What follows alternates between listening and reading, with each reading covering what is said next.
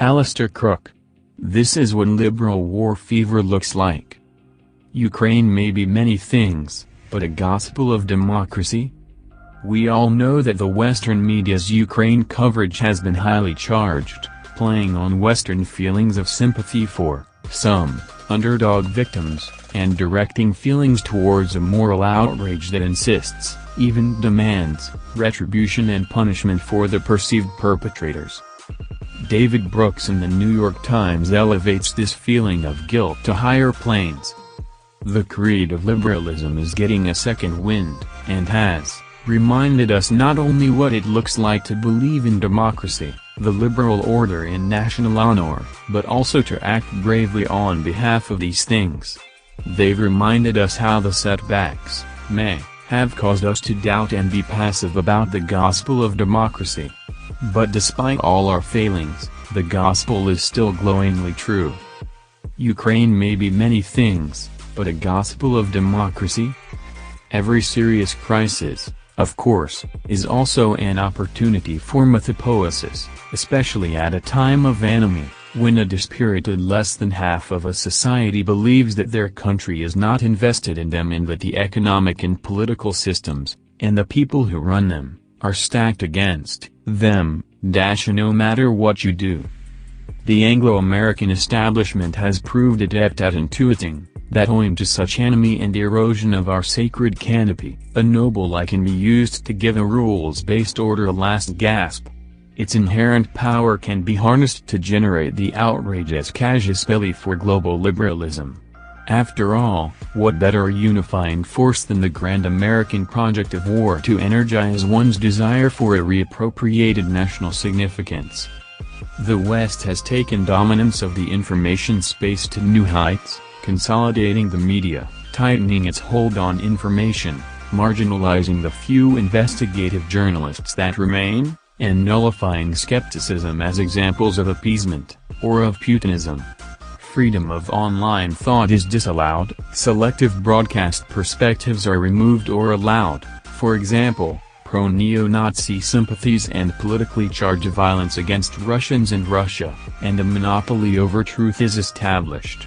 So that when caught in falsehoods, any errant intrusion simply is algorithmically disappeared. There is no doubt that the West has refined this mode of battlescape to the highest degree, but its very success also diffuses its own pathogens throughout the Western capillaries. Once set in motion, it possesses all the addictive power of online gaming. Write the script for a new scenario, direct its production, and then stage it on video. Many may disbelieve the resulting piece, but there is nothing for them to do, except to watch it and mute, frustrated silence. Game over. You have won. Except you don't. This game generates its own momentum. There is always another, at hand, to trump the last player's taunt at Putin, to hail the victim's new act of selfless bravery, to speculate about yet more foul deeds planned against him. And so the demand for retribution and punishment is invested with unstoppable momentum. The logic to its structure makes it almost impossible for any political leader to stand against the swelling tide. That's where we are, three realities that are so severed from each other that they do not touch at any point. There is the reality of psyops that bears almost no resemblance to the reality of the military situation on the ground. Indeed, they manifest as polar inversions of each other, a heroic resistance versus a failing, demoralized and hobbled Russian army. Whereas the reality is that Putin is not crazy and the Russian invasion is not failing. Then there is the clashing realities of a Europe and US conjoined in an economic, moral enterprise of social power and fighting morale, albeit at certain self-sacrifice/self-flagellation to themselves, to punish Russia. And the other reality that a world at war, whether kinetic or financial, will be a disaster for Europe and America. War is inflationary. War is contractionary, and inflationary too. Everything, oil, gas, metals, the lot, are going up vertically, and the whole production chain for food is under pressure from every side. But this situation clearly is less disastrous for a superfood and commodity supplier like Russia. The third set of severed realities are, on the one hand, the contextless, exclusive focus on the Ukraine events, which effaces this moment of global political and economic inflection, and, on the other, the elephant in the room, which is the Russia-China mega-project to force a withdrawal and containment of the entire rules-based hegemonic order.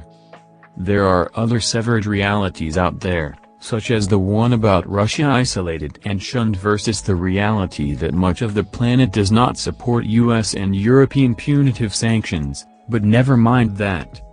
The point here is not just what happens when these realities collide, but what happens when one or other reality that already holds a hyper-emotional, moralizing charge is forced into full consciousness as having been wrong. This is the pathogen inherent in taking the battlescape of information dominance to an extreme. It begs the question, in what way will emotions turn if all the hype falls flat, and the bad guy wins the game? Will people turn against their present leaderships, or opt to double down, demanding more war as instincts rebel against any the realization of failure inflicted upon settled quasi-religious convictions? The outcome to this psychic dilemma may determine whether we are heading to escalation and extended war, or not. U.S. intelligence officials claimed on Tuesday that Putin is desperate to end the conflict over Ukraine, with some privately suggesting he could even set off a tactical nuclear weapon in a Ukrainian city to get the job done.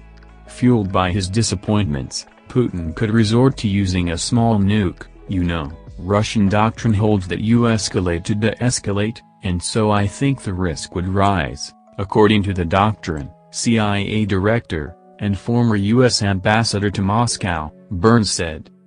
There it is, the next stage of escalation.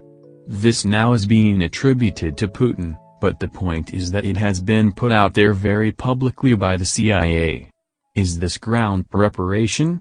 An escalation to this level is likely not on the cards, so long, and only so long, as the option of sticking Russia into a Ukrainian quagmire remains firmly on the cards. If the PSYOPs narrative, on which so much hangs, doesn't stand up to the ground reality, the public will demand answers. Why were they led up the primrose path? The setback to the sacred canopy would be immense. Biological labs have been found in Ukraine that reportedly have a U.S. connection. When asked about them, Victoria Nuland surprisingly admitted their existence, but said she's worried Russia might get them and that she's 100% sure if there's a biological attack, it's Russia. On Thursday, the UK media led with the headline, Putin plotting chemical weapons attack in Ukraine. Plainly, the fear factor is being ramped to sustain a long-term insurgency, quagmire strategy for Russia in western Ukraine. It is, as David Brooks hinted, the last gasp in the defense of the liberal world order. Can all this hype, small nukes, bio and chemical weapons, really take us to war? James Carden, in his piece says it can, and has. He quotes one instance. In a private letter written in 1918, the recently deposed German chancellor admitted that in the run-up to the Great War, there were special circumstances that militated in favor of war, including those in which Germany in 1870–71 entered the circle of great powers and became the object of vengeful envy on the part of the other great powers, largely though not entirely by her own fault. Yet Bethmann saw another crucial factor at work, that of public opinion. How else, he asked, to explain the senseless and impassioned zeal which allowed countries like Italy, Romania, and even America, not originally involved in the war, no rest until they too had immersed themselves in the bloodbath? Surely this is the immediate, tangible expression of a general disposition toward war in the world.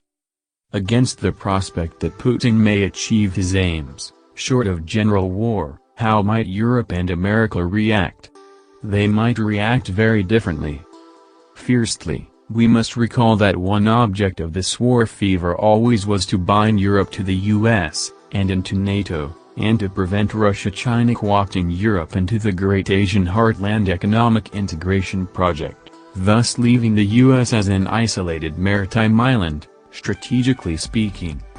The hardcore neocons have had positive results. Nord Stream 2 is cancelled, leaving Europe without a cheap secure source of energy. From the outset, the European project was conceived as a marriage of Russian resources to European manufacturing capacity. This option is now over. The EU has fully bound itself into the fever, and into US fear. And it has erected an iron curtain against Russia, and by extension China. It has sanctioned itself into a high-cost energy and commodity paradigm and made itself a captive market for the US energy majors and American technology. The EU has been fond of imagining itself as a liberal imperium. But that surely is gone now. Its Davos-styler set, designed to steal a march on America, is defunct. The four key transitions on which Brussels was depending to lift its reach from the national level to the global supranational level are defunct. Global Green Pass health regulations, climate, automation and monetary regulatory frameworks, for one reason or another, have failed and are off the agenda. The EU was counting on these transitions as the peg to print a huge amount of money. They need it in order to liquefy an over-indebted system. Absent this peg, they are mulling a highly inflationary slush fund, ostensibly for defense and Russian energy substitution, financed by Eurobonds. It will be interesting to see whether the so-called frugal 4 EU states buy into this ploy for mutualized debt. Yet inflation, already high and accelerating, is at the root of the crisis Brussels is facing. There is little to be done about this in light of the sanctions which the EU has enacted on Russia, with prices of everything going up vertically. And as for the other lacuna, there's no way Europe can find 200 billion cubic meters of gas anywhere else to replace Russia, be it in Algeria, Qatar or Turkmenistan, not to mention the EU's lack of necessary LNG terminals. Europeans face a bleak future of soaring prices and economic contraction. For now, they can offer little political dissent to the controlling elites. The frameworks for genuine, as opposed to token, opposition in Europe, largely have been dismantled in the zeal of Brussels to suppress populism. EU citizens will bear the prospect in sullen anger, until the pain becomes unbearable. Populism in the US, however, is not dead. Some 30 GOP congressmen have opted to retire at the coming midterms. We may well witness an upsurge in the American populist sentiment in November. The point here is that American populism traditionally is fiscally conservative. And it seems that Wall Street is shifting in that direction too. That is, they may be getting ready to ditch Biden, and to support more fiscal rigor. This potentially is huge. This week the Federal Reserve head said that whilst a part of the record U.S. inflation may be put down to Fed responsibility, Congress however was responsible too. This translates roughly as stop the big spend, Biden. The Fed needs the space to raise interest rates. The head of Citibank spoke in a similar vein. Will Wall Street swap horses? They backed Biden at the last election, and thus magnify the margin to the likely Republican majority in Congress? If so, with a big enough majority, anything may, politically, become possible. Republican conservatism traditionally, that is before the flirt with neocon hawks, is highly cautious of foreign adventurism. Whether it be BLM, coronavirus, or now Ukraine, every single issue is talked about in apocalyptic terms and with gargantuan fear. But, as for all these frights, the deplorables are done. Paraphrased. Alastair Crooke. This is what liberal war fever looks like.